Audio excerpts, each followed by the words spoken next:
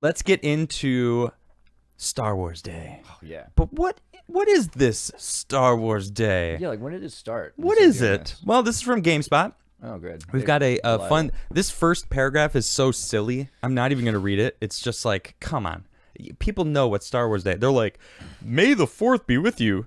You'll see people online writing that every single year on this date, and it seems a little weird, right? No, it doesn't, because everyone knows what it means. Come on, GameSpot. Really? Who are you writing this article for? People in other countries. Seriously? Maybe it's becoming internationally more accepted. I mean, come on. All right, sorry. Let me keep reading. Star Wars: A New Hope hit theaters on May 25th, 1977. May 25th was known as the original Star Wars Day. I just have to say, lore-wise, May 25th was original Star Wars Day. Yeah. Anyway, continuing on. The movie was a smashing success, making over $775 million globally. Keep in mind, this is 1977, and getting close to that 1 billion mark during that time was huge. You think about inflation and how much that would be today. That's an insane amount of money. Yeah.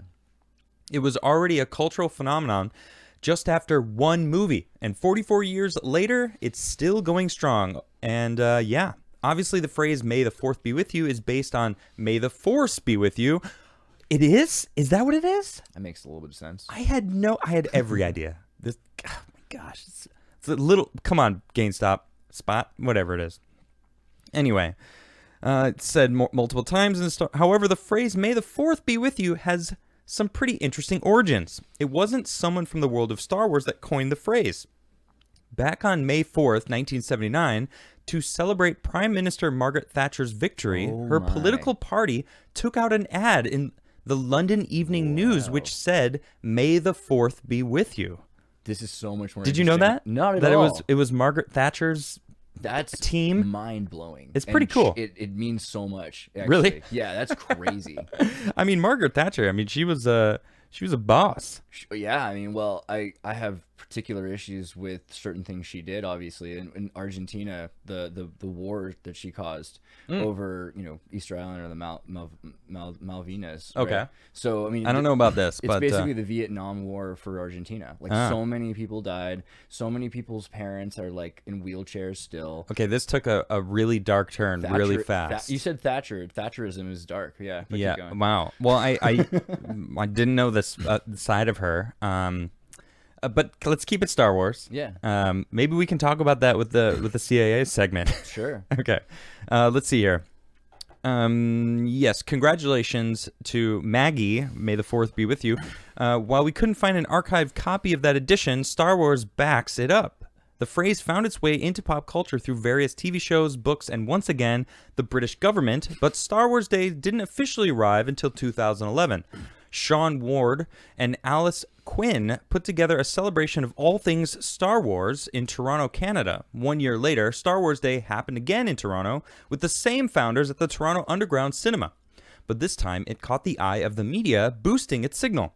Also, you get some real wonderful and cheesy CG of local news reporters holding a lightsaber. And you can pretty much see, I don't even think I want to show this clip.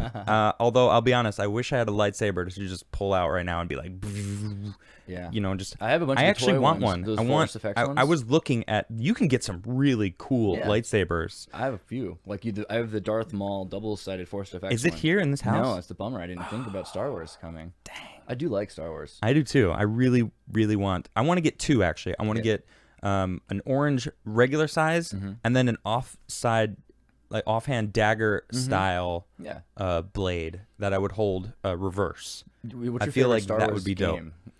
My favorite Star Wars game? Yeah. Ooh. All right.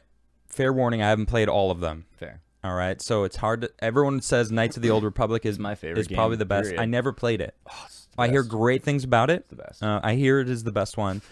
My favorite that I've played is I don't know the name of it, but it was a bounty hunter game where you played as a bounty hunter and you went around the different star systems collecting on bounties, and it was really fun, really cool.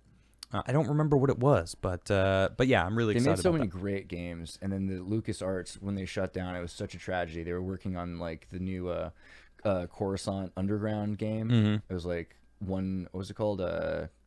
1138, like level 1138, and they shut all these games down when Disney purchases Real Tragedy. Yeah, I don't know. I know that I just started playing Battlefront 2. In fact, check this out. This is Darth Call as Darth Maul. He is literally playing as Darth Maul in the game while being Darth Maul playing the new Star Wars game. Now, this game is actually pretty legit. It looks like he's playing heroes versus villains right now. And yeah, look, so he's currently Darth Maul. This game, I actually just got this because it was on sale. It's really legit. Like the graphics are pretty great. And that's him. He's normally Jack Sparrow, but so yeah, this game is really fast and vicious. I was playing it. It's pretty legit as a game. It's pretty legit. So and he is literally Darth Maul right now. Anyway, I like watching episode 1. I think Star Wars episode 1 is the best. Well, let's talk about the Wars. movies in a second. Okay. I want to finish about just reading about this here. The event features. This is about the event in Toronto. The event features screenings of fan films, trivia, and costume contests, and more. It also had its first celebrity guest, Chad Vader, a supermarket employee who wears a Darth Vader uniform that was a YouTube sensation in 2011. The origins of this being a celebrated fan holiday really start with Ward and Quinn's work in Toronto. In late 2013, Disney officially recognized Star Wars Day for May 4th, just months after Disney purchased Lucasfilm.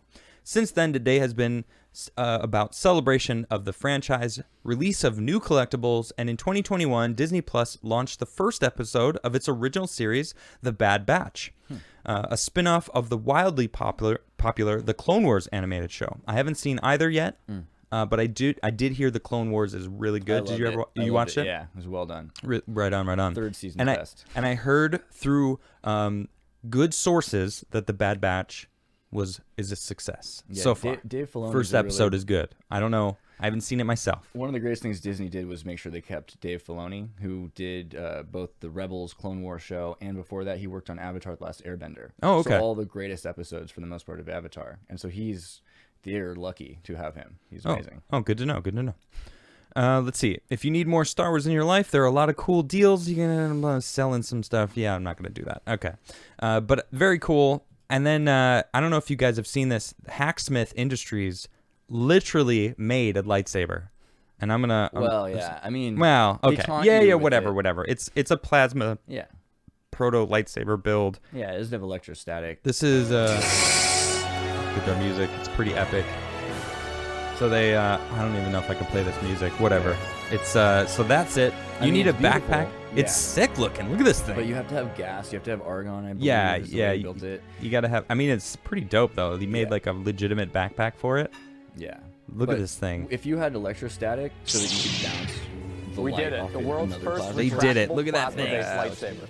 Now, It's obviously, dope. we're gonna have an amazing. Okay, so wait. test Now video you're of this. talking more about Tons of stuff. like The field part. the legitimacy Yeah, because of. if you took a sword and you took another sword and they bounced off each other, that's great. But you take two plasma torches, It'll go right they're gonna through. go right through each other. Like vroom, vroom. Yeah, and it's also, I mean, the nice thing about the torch is the gas extends to a certain distance. So that way you can have a torch that's like a foot long or a meter long. Yeah. But what you need is a much much larger like refrigerator sized machine to create the electrostatic. An electrostatic would then could actually bounce off each other. Yeah, and that's the future really in every respect for like. Do you think it's gonna happen? Do you think people can actually have lightsabers eventually? Yeah, for sure. I mean, like obviously everything's possible. And the thing is, like the military, like look at Lockheed right now building lasers onto all the Navy ships. Have you seen all that? I haven't. No. Yeah, they're full on laser. These Like days. lasers that will straight up burn stuff down, or Totally. You can do a lot of other stuff with lasers too. Like you could just hurt people's heads. Well, you actually made. This is my favorite laser etched thing. Check this out. This is something that you laser etched. This is a picture I took in Paris, overlooking. We were on a bridge, me and Nishra, overlooking the Notre Dame Church, and it's one of my Before the favorite fire. pictures ever. And you etched this into a piece of cardboard, right? Reusable stuff. You know, we reused it, and Cyber Gulag. and now it sits on my desk right here. I mean, lasers are It's one of my favorite things right there. I'm glad that you like it. I mean, the thing with lasers though is we could do all kinds of other things. What's the too. coolest thing we can do with lasers? Well, you could send data. You could actually like. That's pretty good. Yeah, a direct pretty good. beam of data is probably the most valuable thing. But you could Essentially, I mean, the speed of light, essentially, right? right Because and it you is can, light. You can go faster than the speed of light because light's Whoa, not whoa, actually whoa. Light. How? Well, technically you're not Okay, because you're 'cause going you the can't. speed of the light, but Right. the light can go at a faster speed or a slower speed. You can actually increase the speed of light. Whoa, wait a minute. This is a pretty bold claim, sir. No, I mean, ask. You're saying that you can make light go faster than light? How is that possible? Well, because we have this idea that light's traveling at a specific speed. It is. But it also could be slowed down or sped up in lasers. How, though? With lasers. You focus light, and certain light bands will bounce higher or lower depending on the wave spectrum. So the power the density- wavelength will change, but the speed of the light itself won't change. No, because the distance is shorter between the bounce. So a direct beam of light can travel at a different speed than a larger beam of light. So you can actually make smaller directed focus beams that travel at a faster light speed. I'm going to need to fact check that. Please do. I'm going to need to fact check that. Yeah. I don't even know where to fact check it. Type in variable speed of light, you know? It's interesting. Oh, yeah? I cannot. Maybe I just gotta get closer. Yeah. All right. Yeah, That's you, good. you just need to. I do that so often. You just need to actually pull it over a little bit more. Good morning, Vietnam. No, don't.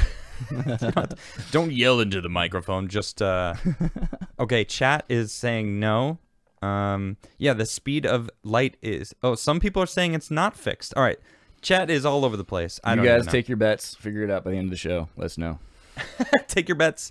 We don't know. I do have an interesting. I want to stay on lightsabers though. Check this out. Yeah. I have a really interesting physics article about why lightsabers would be far more lethal than George Lucas envisioned. It's kind of an interesting article.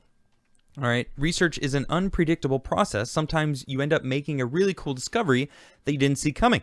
I recently uncovered a fundamental property of lightsabers. That's right, the awesome weapons from Star Wars. While doing my research, doing my regular plasma physics research, I found that while it is in theory possible to build a lightsaber, it is likely it would be the most dangerous weapon ever created, both for the perpetrator and the victim. With the Star Wars The Force Awakens being released on DVD after breaking all kinds of records at the box office, I figured it was a good time to share the news. Despite the name, it has been established in Star Wars canon that these ancient weapons of the Jedi are in fact not laser swords, but blades of plasma. Plasma is often known as the fourth state of matter, in addition to these solids, liquids, and gases that we're all familiar with here on Earth. However, plasmas are by far the most common state of all visible matter in the universe, excluding the mysterious dark matter or dark energy, comprising some 99%. The thing that makes plasmas different from other states is that they are composed of electrically charged particles, loose electrons, negatively charged, and atoms that have lost electrons, positively charged. Despite having no overall charge, any moving electron charge, such as those inside a plasma, creates magnetic fields and can also be manipulated using magnetic or electric fields, unlike a neutral gas. Magnetic fields are the key to containing the plasma in a blade, and they can counteract the pressure of the hot plasma trying to expand into its surroundings. This is exactly one of the approaches that have been developed in trying to harness nuclear fusion power, in which atomic nuclei, which is atoms that have no electrons, collide to form a new nucleus while releasing huge amounts of energy. Fusion requires incredible temperatures so that the positively charged atomic nuclei can overcome their tendency to repel each other. We create these hot plasmas in donut-shaped fusion reactors, or tokamaks, which use strong electromagnetics in the reactor walls to keep this plasma at bay. The largest of these such experimental reactors will be the ITER, the International Thermonuclear Experimental Reactor, construction of which will finish in 2019, and which aims to finally be able to produce more energy via fusion than put in to create, sustain, and control the plasma itself. I actually did a segment on this a couple months back, and it's really cool about the tokamaks. Oh. So there are two ways plasma can emit light. The first is by being incredibly hot. The sun, for instance, is a ball of hot plasmas whose heat source comes from the fusion taking place in its core. All hot objects emit electromagnetic radiation with specific wavelengths. Their perceived color depends solely on their temperature, going from red to lower temperatures and blue for higher temperatures. This is likely the source of a lightsaber's glow. If you want a really dangerous lightsaber, you need a blue one. The other way plasma may glow is very similar to how fluorescent bulbs work, By running an electrocurrent through a plasma, electrons can collide with the positively charged atoms, dubbed ions, which raises their energy. It's similar to picking up a ball off the ground and putting it on one of many shelves. This raises the ball's potential energy, where the shelves represent the energy levels of the ions. But nature is inherently lazy and will always strive to go back to the lowest possible state of energy. Eventually, the ball will roll off the shelf, falling back to the ground. The ions do this by releasing their excess energy as light, which could create the lightsaber glow. This light will be of a specific color depending on the composition of the plasma. While lightsabers do seem feasible from a physics point of view, the power requirements for such a device would be immense, especially given that it needs to be contained within the small lightsaber hilt. Huge advantages in technology would be required to make lightsabers a reality, but there's an even bigger problem that would come about if you were to ever have a lightsaber duel like in the movies. And it's because of magnets. Magnetic reconnection is a fundamental plasma physics process which can occur when plasmas with different magnetic fields collide. As the magnetic fields of each plasma get close to each other, the entire pattern of magnetic field lines changes and everything realigns into a new magnetic configuration, releasing huge amounts of energy. That is essentially what essentially fuels the aurora or northern lights. Energy from the solar wind is released when these particles collide with plasma inside Earth's magnetic field under a specific set of conditions. It's from our studies of the conditions under which reconnection can occur in space that I was able to realize the problem with lightsaber battles. When two plasma blades clash, it is almost impossible to avoid magnetic reconnection, with the results being an explosive release of the plasma contained in both sabers. This would mean that if you were in a lightsaber duel, both you and your opponent would have body parts vaporized in a single clash. Yeah. Okay, that was a lot of specifics and scientific. No, that makes exactly sense. But it does make sense. Yeah. I mean, because they have to be resonance. contained within a magnetic field, like you were just explaining. And that would require a lot of energy unto itself. And the ions themselves. So if you have two resonance patterns that are different from each other, when we're talking about the fourth state of matter in that sense, like matter will realign and try to find a new stable resonance, even as a gas. Yeah. So when that happens, it will pull everything else with it into a gas. And So two lightsabers coming together, poof, they would just become one or just explode. It would be a huge explosion. Yeah. And it would probably go out about as far as it wanted to. Sure. So anything in it would turn instantly back into atoms, and then they would be free plasma for a second or less until they try to realign into something. That sounds pretty intense. Yeah, it's terrifying. Sounds pretty intense. My goodness. It's quite a visual. So yeah. Anyway, I still want a lightsaber. I don't know how many people out there have lightsabers, but The toy ones are great. I used to walk around LA with like a lightsaber on my hilt, why does that not surprise me? It's like Did you wear like the Jedi cloak? Oh yeah, for sure. What would you do? Would you be the light side, dark side, gray side? I'm pretty Sith, to be honest. Pretty Sith, huh? Yeah, Dark side, of course. Pretty Huh? Sith. But I think it's a misnomer that they're evil, right? I think it's really the opposite a lot of the time. You've got these people that are separating families, taking kids. I'm talking about with the Jedi, of course. Yeah. And they're forcing this. They call it a republic, but they're forcing the entire civilization to be under their control. But they're navigating it, whereas the Sith don't do things like that, and they're not trying to get everyone to be members of them either. And also Because there's only two, always, right? And even that idea of Lucifer is light, right? So Okay. Lucifer thinks they're so great, they think they're light, but the darkness is kind of self-aware of their problems, Well, the light, certainly, some people think they're being virtuous. I'm not gonna say anything in particular, but certain people think that they're being so right and so virtuous, and that in fact they're being very racist and just ridiculous. Well, thinking you're more right than God is like the Lucifer complex, and so I think that's a much scarier thing, and I think the Jedi do that a lot. Yeah, that's pretty bad. Real problem today are the Jedi, ladies and gentlemen. Is that what it is? Is the Jedi? I looked down and actually he's playing as so now he's Darth Maul. Let me just hide myself here. Hold on. Where am I? Is this me? No. There we go. Now you can see him. So he's actually. It's funny. It says my name And let me get rid of that too. So that's Darth Call as Darth Maul playing as Luke Skywalker. Meta.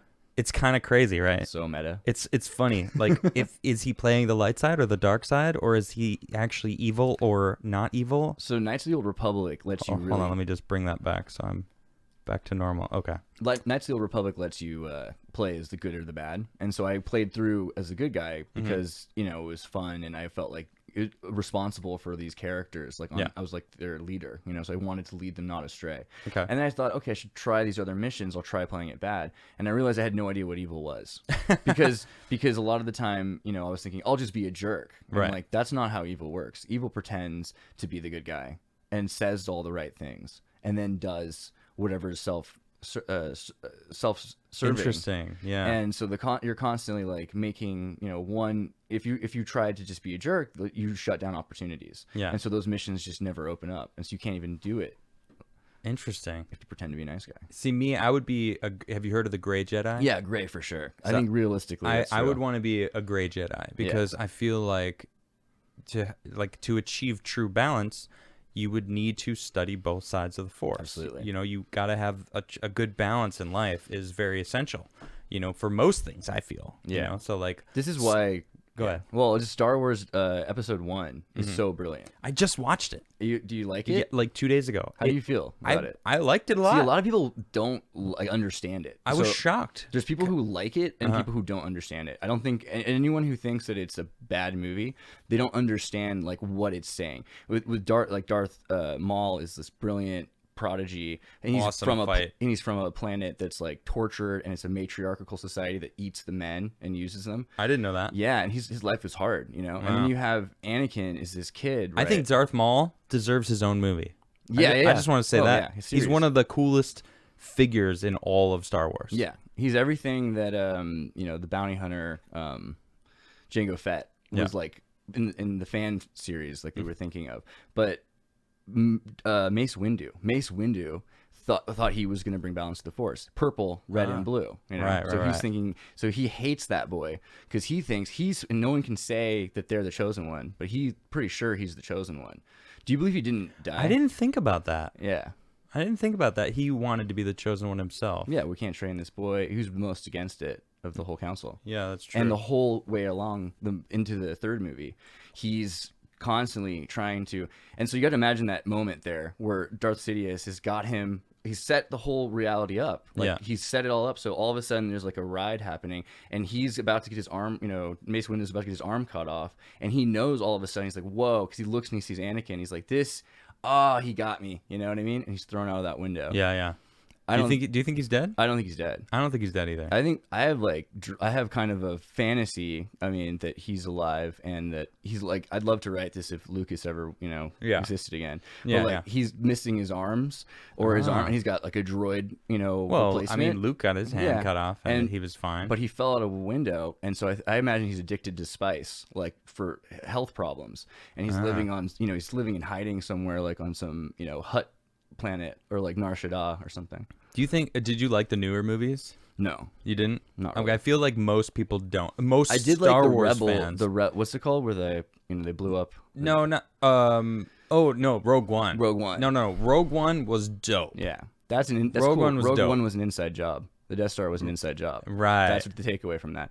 But in general, also teaching people to be kamikaze pilots and things. That movie sacrificing themselves for the greater good, especially at the political time in America when that came out. That's a good point. Yeah, it was interesting. Yeah, I think that was. Did you like Solo? Have you seen Solo? Yeah, I didn't really love it. I had my own. Didn't mind I it. have my own like Star Wars. I really like Star Wars, and so I read like a lot of backstories and clearly comic you know books. the lore. I kind of wanted to like work for Lucas, because it's near where I was from, So I wanted to have. I have my own version. Yeah, The Jedi Path. I have the machine that the book comes out of. Like, Oh, really? Yeah, I have the holocron Oh, box that's cool. for the Sith, the Jedi, and the bounty hunters. And I forget if J.J. Abrams did this, but these books, I don't know if you guys have seen this. They're amazing because each page is put together like it's encompassing like a collage of different books. Yeah, it's pretty sweet. And then it even has like this has been owned by Yoda, Yeah. Dooku, Qui-Gon, So Obi-Wan, Anakin. It's just been passed down. Ashoka. J.J. Abrams wrote a book right Darth before this Sidious came out, and and Luke. his book has it's one book that has this chapter has been redacted. Yeah. What is this? The dark side? Think about it. Yeah, if the Jedi redact stuff, they hide information from you. You know. Oh, it was tried to suppress the prophecy. That's what Luke says here. It's in the footnotes. Luke wrote. Anyway, so that whole idea, though, the way the book is written is based on J.J. Abrams' book, which is another thing he should get some credit for, is he made a book where there's notes in the book 3 times from 3 different people. So you read the book, you read the notes that are written about the book by one person and then by another person, and they're all like red and blue, and you know which handwriting is. So it's part of the meta of the story. Oh, that's kind of fun. Yeah. All right, well, let's move on. That was fun. Star Wars is a great, and if you could use great a IP. drink, try a Qui-Gon gin. If you like to pod race, baby, take a spin. If you've only seen the world, try the Outer Rim. Double-bladed lightsabers is what you're missing. And I still like Jar Jar Binks, even if you think he stinks. I just like the way he thinks. Misa getting down tonight. I do like Star Wars. Oh, don't stop. Is that it? I got That was hilarious. Yeah. Did you wrote that, right? Yeah. Years ago, for the record. It's on YouTube. For the full YouTube, you can find him, true. Andreas Zertis. You can find it on YouTube. Look for I like watching episode 1. Is it just Andreas Exertis? On YouTube, it's Exertis. On It's just Twitter, Exertis. On Twitter, it's Andreas Exertis. Okay, so find him. He has a full song of what he just said, and it's kind of funny.